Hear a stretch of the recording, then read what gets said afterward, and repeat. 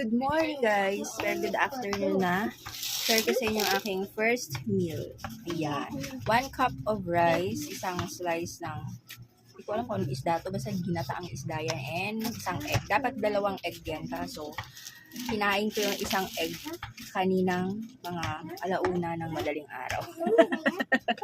So, hindi naman ako strict sa diet ko, no? Pag nagugutom ako or nakakaramdam ako ng gutom, kumakain ako. Hindi straight na 16 hours fasting ngayon kasi ayoko naman masyadong pumayat. Sabi ko nga, 58 kilos lang ang target ko. So, parang wala pa ako sa 58. Hindi pa kasi ako nagpa-kilo. Basta last kilo ko ay 60. Ayoko masyadong pumayat. Alin dyan? 10. Tsaka syempre coffee. Bihira na ako mag-coffee ngayon. Hindi katulad dati na bukod sa everyday na ay ano pa? Twice a day. So, let's pray.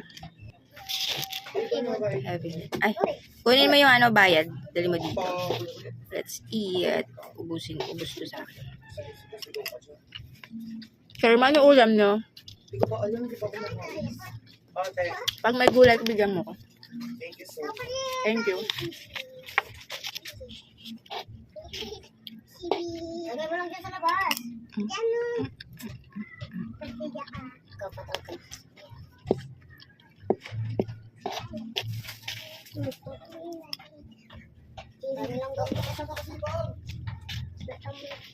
Hey Maya. Hmm? Hey Maya. Cash in, cash out. Kasi, Magkano? diba ito? Tipid niya.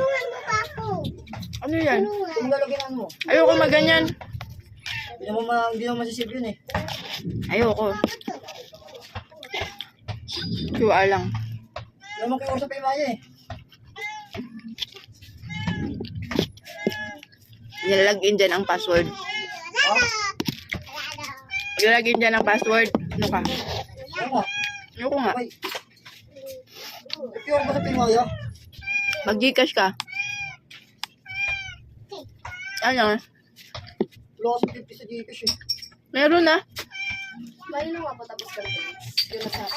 50 ang pinakamababa doon.